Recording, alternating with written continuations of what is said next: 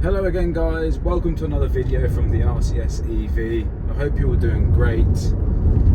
As you saw last week, I made a video about the 5 things I didn't like so much about the Tesla Model Y. So this week we're turning the tables and we're going to do 5 things I do like about the Tesla Model Y. As always, if you're new to the channel, make sure to like and subscribe, it really helps me out.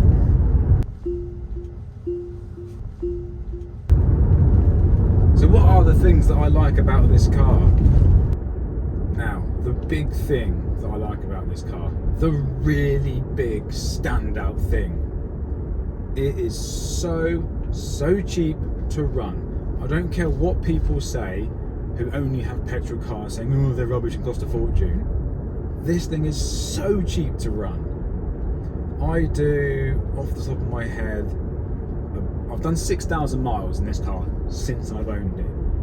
And versus my old diesel car, I have saved already over £1,000 in fuel.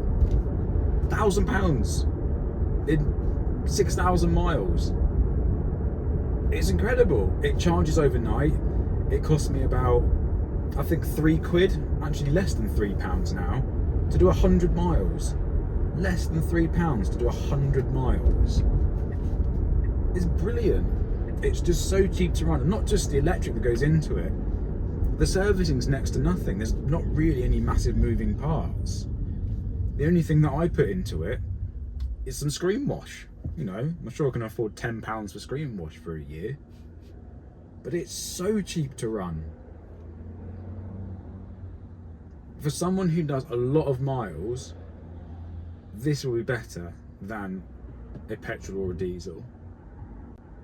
As long as you get a good charging tariff. So I'm on Octopus GO, which means I get 4 hours of cheap electric, and it's just gone down actually. One of the things I really like about Octopus, I rang them and confirmed this. If during your period the electricity goes up, you stay on your price, you don't go up with it. If during your period the electricity goes down, you do not have to ring them to ask them, please can you put me on the lower tariff. They just do it. Last month it went from 12p down to 9p overnight, and they just did it. It was already there. So as I say, you get a good tariff. Oh, it's just so cheap. So incredibly cheap. So if you're looking for a car with low running costs, this has got to be it. It's blindingly cheap. Too cheap. No, it's not too cheap actually. Don't listen to that because Elon will change the price. He seems to like to do that every time he has a different breakfast cereal. He changes the prices of his cars. I can charge this car from 0 to full for less than £10, and that will give me 300 miles of range for a tenner. In America, that's probably about $13. If someone from the States, if you've got these kind of tariffs and you can tell me how much it costs you to do it, put something in the comments for me. It'd be good to see if we're comparable or if ours is better or yours is better. But it's so cheap to run. The electric for it is so low.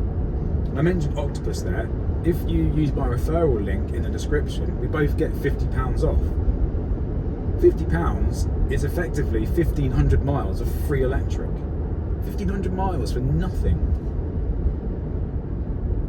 So if you do a lot of miles, one of these for you will be brilliant. I really urge you to really crunch the numbers and see what you can get out of it. It's practical. It's got 5 seats, 5 doors, and oh my god, the storage in this thing goes on forever. I'm going to snap to a clip now that I've made about all the different storage things, and obviously because it's electric, there's so much of it. And here we are at the boot, where we're going to find some storage, some more storage, some more storage, oh look, and a little bit more storage. And now for Tesla's pièce de résistance, the fruit, the frunk, whichever way you want to call it in American or in English, the fruit or the frunk. It's huge.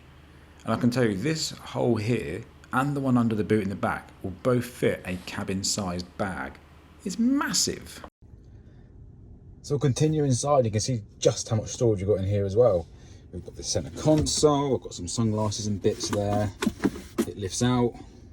There's some more camera gear. It just slides forward so you can get to it without having to take it out every time, and then just put it back.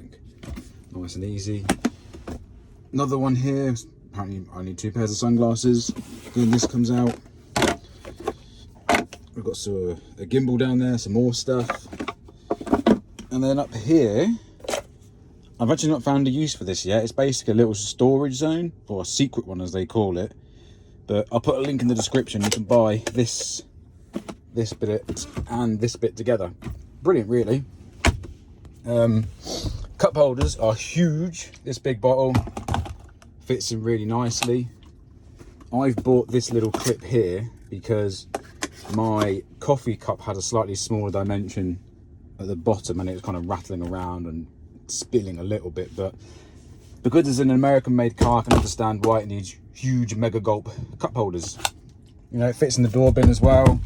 Loads of space for a big bottle there, or a little meerkat if you want one. Now, what is the second thing that I like about, well, actually it's not so much this car, it's about the brand Tesla. If I go to a Tesla supercharger, I am almost, I'm going to say guaranteed, it's working. The only times they're not working is when they've just put them in and they're not quite connected yet. But you go to a Tesla supercharger, anywhere, all the times that I've personally used them, you walk out, you plug it in, job done. Other ones, you're faffing around with an app. And just to prove a point, these are all the apps that I would need to use the chargers within a 5-mile radius of where I live. It's ridiculous, isn't it? There are 21 different charge points on this screen. Or an RFID card, you'll get there and someone's iced it because they're selfish, which doesn't normally happen at Tesla ones because it's really obvious what they are and they're normally in a separate part of the car park. But when it's just a tiny little pedestal, and sometimes people don't see them, they'll just park there thinking it's a normal space. Or they'll do it because they have a little hatred for electric car owners. Who knows? But the superchargers, you get there and you plug it in. It then charges you through your account. So there's no tapping your card on it. The ones that really frustrate me is where you have to use an app to get it started, and it's in an area where you've got no phone signal, so you can't actually ever start it. It gets really annoying. I've seen quite a few people make videos about their local fast chargers, whether it's BP Pulse or Ionity. To be fair, Ionity are pretty good, but other charging brands, you'll turn up and it's probably not working. And that can be really frustrating. So if you are someone that needs to charge a lot on the public network, get a Tesla. It will definitely save you any headaches. But honestly, when it comes to public charging, these things miles ahead, absolutely years ahead of the competition. So number 3, as you just heard it, the Autopilot. The Autopilot on these, it needs a bit of work, but as I've said with the software updates, they just keep making it better and better, and it just goes on your car overnight. But right now, I'm on a little section of dual carriageway. It's got traffic sign recognition, so it knows what the speed limit is. It's following the cars in front right now. It's keeping a good distance, so I can use this toggle over here to increase the separation or reduce it. It knows if you're not holding onto the steering wheel, it'll bing and bong at you. But the best thing about this is on the motorway. It's really good on the motorway. For my work, I generally get up very early, you know, 3:30 sometimes, and head onto the motorway to do a 35-mile stretch to go to work. And the Autopilot on the motorway is fantastic. I pull onto the motorway, get into lane, 2 clicks, on it goes. And like now, a dual carriageway pulling up to a roundabout, because the cars in front are slowing down, I'm slowing down. I mean, I'm not going to trust it to go around the roundabout because it will probably do a crash, and I don't want to do a crash. But as I was saying, on the motorway, this thing's fantastic, and right now we're just pulling the roundabout. There's a person with a car that farts apparently as it changes gear. It'll accelerate up for me now.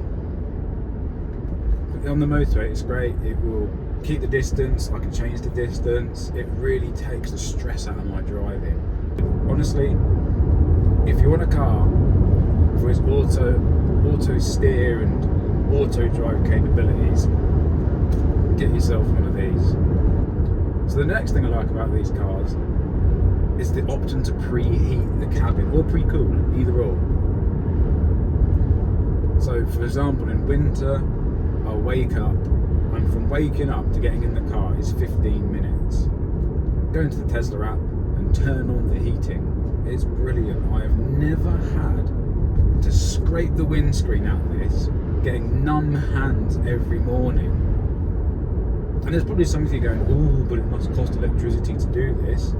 I did some rough maths in my head, and I think to completely de-ice my car in the morning, it costs about 2 to 3p. Now, if someone came to me and said, I'm going to defrost your car every morning and it's going to cost you 3p, everyone would say yes. So, if anyone's going to comment saying that, oh, it's going to cost you electric, it's so small. And the other option, if you've got a petrol car and someone would do it to you for 3p every morning, you'd bite the hand off. So you can preheat the cabin, you can pre-cool it, so if it's a really hot day, you've left the car and you're coming back to it, and you want it to be nice and cool for when you get in, you can start the air conditioning. What else is really good for is dog mode. So we have a dog, and if for whatever reason we need to leave her in the car to rush into a shop or something, you turn dog mode on, it keeps the climate control running, it puts up a big notice on the windscreen, so PC Plod's not going to come and smash your window. It basically says, don't worry, I'll be back soon, and it's only 19 degrees inside the car. Dog is happy, dog is fine. So yeah, being able to preheat and pre-cool the cabin is really, really good. And obviously if you're preheating it in the cold weather, that's also putting a strain on your battery, which warms it up, makes it more efficient when you start driving. But what else do I like about this car? Well, I just touched on it actually, the software updates. You can leave your car to automatically update itself. And just a few things off the top of my head where they've updated things is the steering wheel now has an automatic and 2-level setting, as before it used to be on or off. Just done overnight, changed. One thing I found quite almost hilarious is that Tesla updated it for a new language. The new language was British English as opposed to American English. I don't want to point fingers here, but English sounds a lot like England. I'll let you decide on that one. But yeah, languages get put on there. The new Tesla Vision, which it needs quite a bit of work still to actually get it to run properly. That was an overnight update. If there's anything that people want, I think there was a guy called Joe who said the notifications kept waking up his kids who were in the back. So they made an update which you could turn on, which silenced all the notifications in the back speakers. And they named it Joe mode. So just to recap, the things I really like about this car: the cost of ownership is brilliant. The software updates that keep coming and bring us new features, excellent. The storage and practicality of it, it's as good if not better than a petrol car of the same size. The supercharger network, it's in a different world of its own compared to others. And finally, the Autopilot just takes the stress out of driving. So if you're looking for a car that gives you these kind of improvements in your life, get yourself one. Well, that is the end of the video. As always, Like and subscribe if you've enjoyed it. If there's any bits that you want me to cover in the future, let me know. I'm soon doing a video about the 5 things that Tesla should change to make it even better as well. So keep an eye out for that. But for now, bye!